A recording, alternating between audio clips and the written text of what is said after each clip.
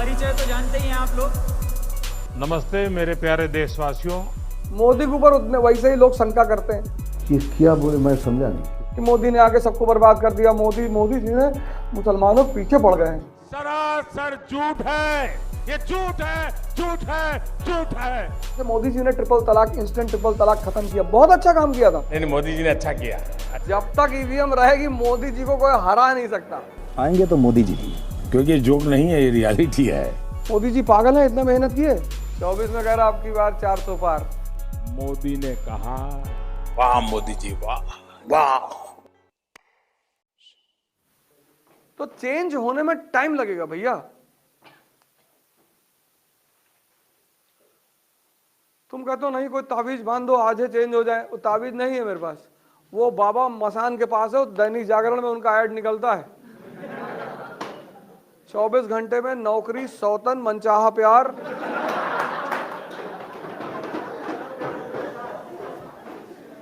ये सब वही करा सकते हैं।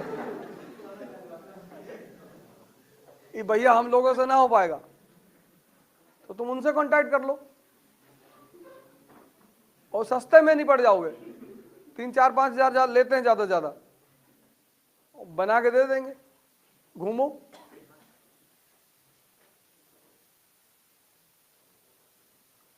तो लड़के लड़ रहे हैं, पढ़ रहे हैं, पागल हैं सब।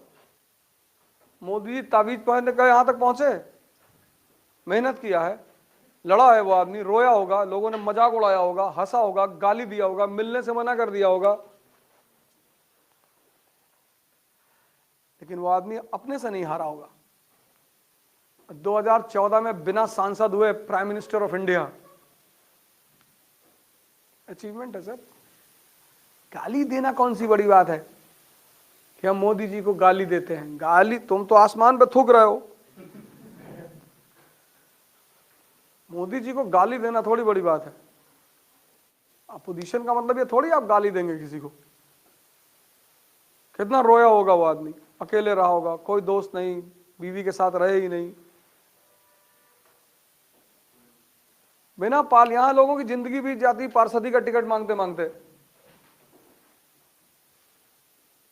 20-20 साल से पार्टी में है, प्रधानी का टिकट नहीं मिल रहा है, बिना सांसद बने प्राइम मिनिस्टर। 2019 में लोग हार जाएंगे, फिर आया। 24 में कह रहा आपकी बार 400 पार।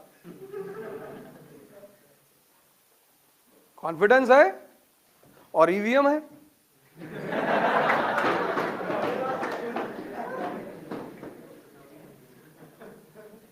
ये मैं नहीं कहता हूं, ये उनके विरोधी कहते हैं। मैं काहे कहूंगा भैया, मैंने कहा कॉन्फिडेंस है। उनके विरोधी कहते हैं कि ईवीएम भी है। Eternally victorious Modi. जब तक ईवीएम रहेगी मोदी जी को कोई हरा नहीं सकता। और ईवीएम के खिलाफ आवाज कौन उठाएगा? सारे तो चोर बदमाश हैं, अरबों रुपया है, ईडी बैठा देगा। 30-30, 40-40 साल पहले सबके घर में साइकिल थी, आज सब हवाई जहाज खरीद के रखे हुए हैं। बैठा स्पीकिंग, वेरी मच स्पीकिंग, हाँ हाँ, निकाल के लाओ पैसा कहां से आया। ममता बनर्जी से कुछ कर नहीं सकते थे, लेडी डेयरी का ईमानदार है, उसके पास कुछ है ही नहीं, साड़ी वाड़ी छोड़ के बेचारी सज्जन महिला है, तो उनके खिलाफ ईडी नहीं बैठाई जा सकती थी, तो बंगाल दे दिया। बंगाल ले, क्योंकि अगर वो बंगाल हार जाती तो ईवीएम पे क्वेश्चन उठ जाता। तभी तो बीजेपी के लीडरों कॉन्फिडेंस देखो कि सरकार तो हमारी आ रही है। कल मैं आदमी से पूछा, मैंने कहा भैया सरकार किसकी आ रही है? अवध भाई 300+। उस बंदे ने मुझसे आज तक जो भी कहा कभी गलत नहीं निकला। ऐसा नहीं कि झूठ बोलने वाला बंदा है। कहा 300+ आ रही है, 300+।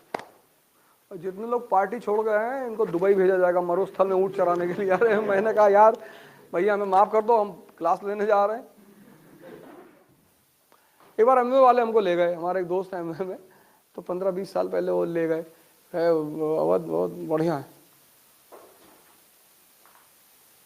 तो वो स्क्रीन लगाते थे बड़ी वाली, तो बताया कि आपको जीवन में कुछ नहीं करना, आप 5 साल काम कर लीजिए, उसके बाद आपको कुछ नहीं करना है।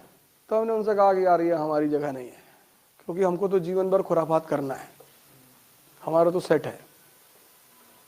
अरे नहीं बैठो यार बैठो। तो फिर उन्होंने एक बड़ा सा मकान दिखाया, बोला ये किसको चाहिए, तो सबने हाथ उठाया। अरे हमने कहा क्या पागलपन जैसी बातें कर रहे हो यार, कौन मकान बना करेगा। क्रूज दिखाया, उन्होंने कहा कि ये किसको चाहिए, फिर सबने हाथ उठाया।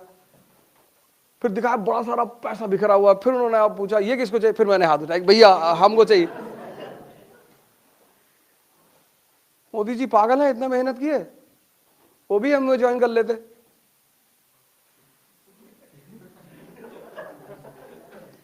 वो भी हम ज्वाइन कर लेते, 5 साल बाद 10 लाख रुपए महीना आता, पड़े रहते। एमवे ज्वाइन करना बुरा नहीं है, लेकिन इसलिए ज्वाइन करना कि मुझे जीवन में कुछ नहीं करना है, ये बुरा है। कोई काम करना बुरा नहीं है।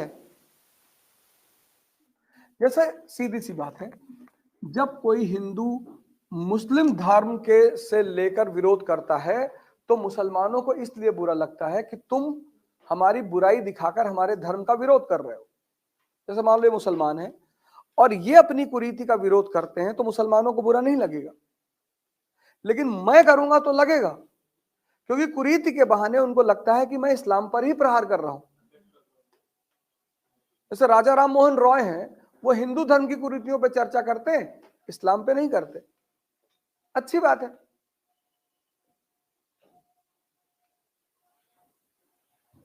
जैसे मोदी जी ने ट्रिपल तलाक, इंस्टेंट ट्रिपल तलाक खत्म किया, बहुत अच्छा काम किया था भाई साहब, काम में कोई कमी नहीं थी।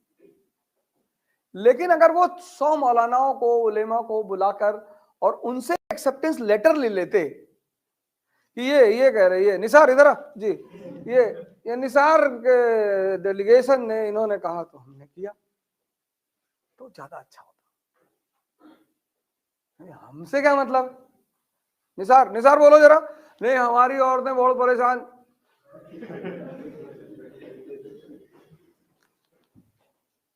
अब एक तो करेला ऊपर से नींद चढ़ा, मोदी के ऊपर उतने वैसे ही लोग शंका करते हैं कि मुसलमानों के खिलाफ है, उसमें से इंस्टेंट ट्रिपल तलाक। तो काम भले ही अच्छा है, लेकिन उसको अच्छे के दृष्टिकोण से नहीं देखा गया, उसको इस्लाम पर हमले के दृष्टिकोण से ही देखा गया।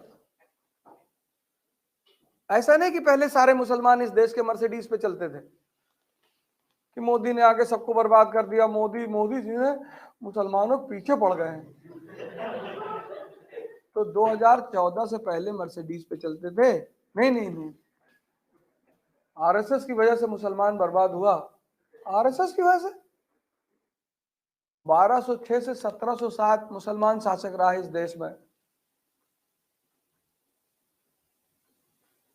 1858 से 1947 तक अंग्रेजों ने मुसलमानों की ही बात मानी।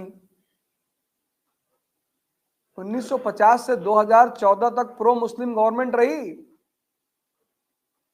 किसी की हिम्मत थी मुसलमानों कुछ कह दे? इस 7 साल में मुसलमान भिखमंगा हो गया और हिंदू सब अरबपति हो गए।